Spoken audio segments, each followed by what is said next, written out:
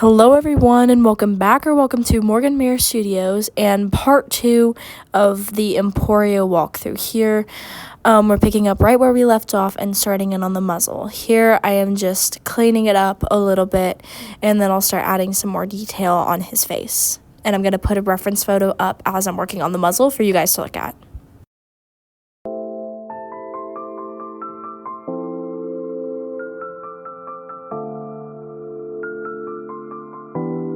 And here I'm just going to begin to get some darker points in on his muzzle, specifically the center of his muzzle, and shade around his nostril so his nostril fades into his nose a little bit better. And a little something that I added on this drawing that I wanted to add is a couple little creases above his nostril and that part of the nose. I will highlight it on the picture real quick.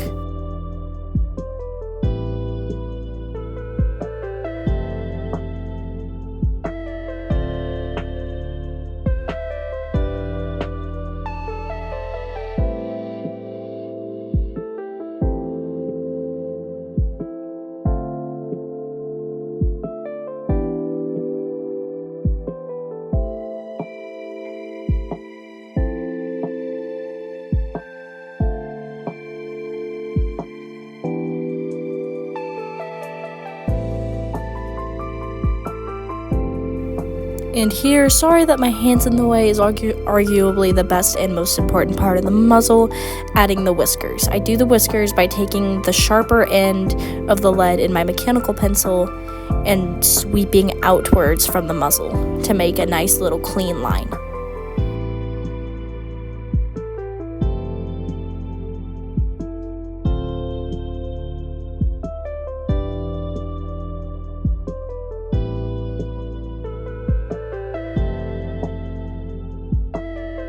And here I am going to shorten them up just a little bit so they don't distract too much from the main focus of the drawing, which is his head and his pose.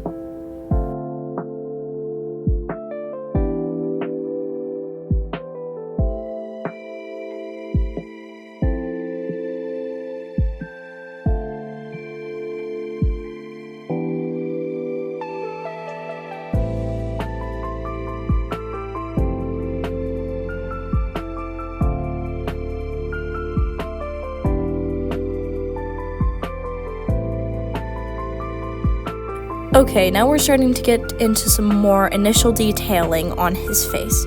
He has a darker patch of fur up on the bridge of his nose by his eye, and he also has a similar dark patch underneath his eye and on his cheek. A lot of grays will have those little darker spots that have a bunch of like little black hairs in them against whiter fur. So I'm going to put a picture up and we need to make sure to include that nice and good. Also going to shade in the rest of the face as well and making sure to go light enough that I get that nice gray color and not making it too light or too dark.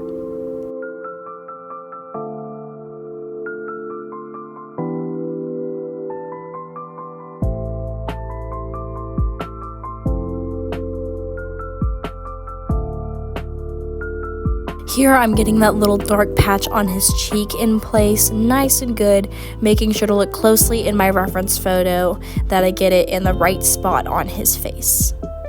I didn't do the darker spot above his eye because in this drawing his forelock is covering it, so it will not be visible.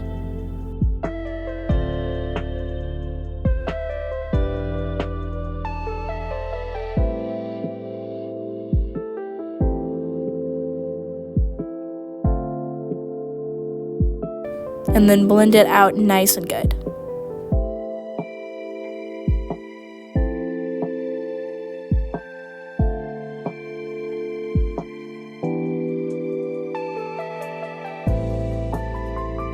I'm going to take my eraser and clean up the sketch just a little bit to bring out those darker points a little bit better so they stick out a little bit more.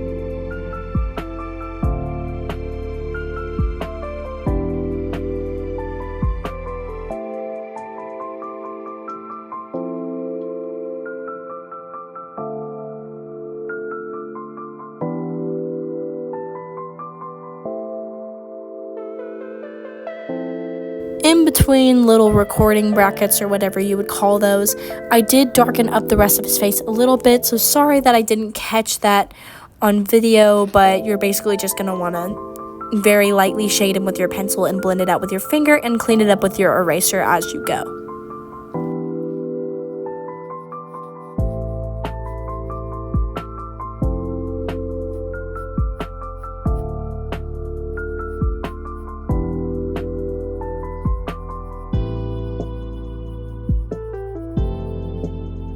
And now it is time to start shading in his throat just below his cheek.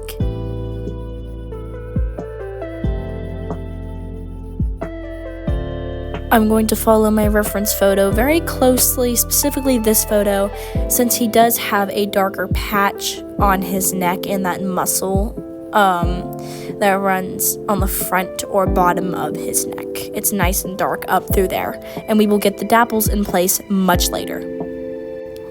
On his shoulder, he also does have this little spot. I'll have to put a different photo up for you to see, but it's almost like stripes. It's this little darker areas, and dapples will go in between them, so I'm going to go ahead and map them out in this early stage of the drawing.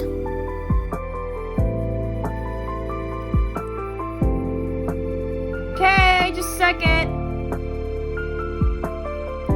And then blend it all out.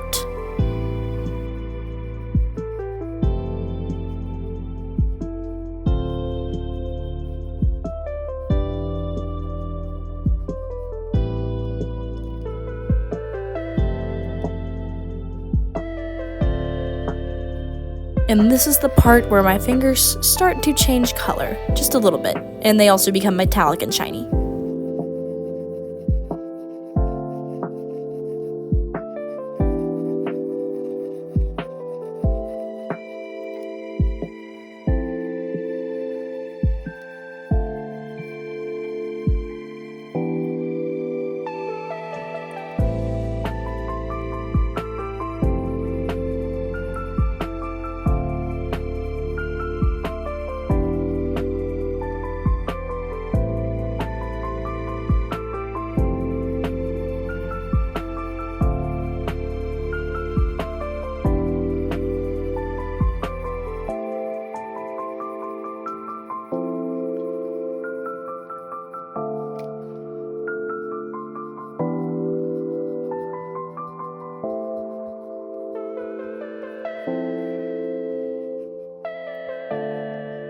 Okay, so that's just about the end of part 2. Here I'm just cleaning up around the sketch from the mess that I made when I was blending. I kind of blend like the Tasmanian devil sometimes, so the graphite will smudge everywhere outside of the horse. So I'm just in the cleanup phases, but that'll wrap up part 2. Thank you for watching, and goodbye.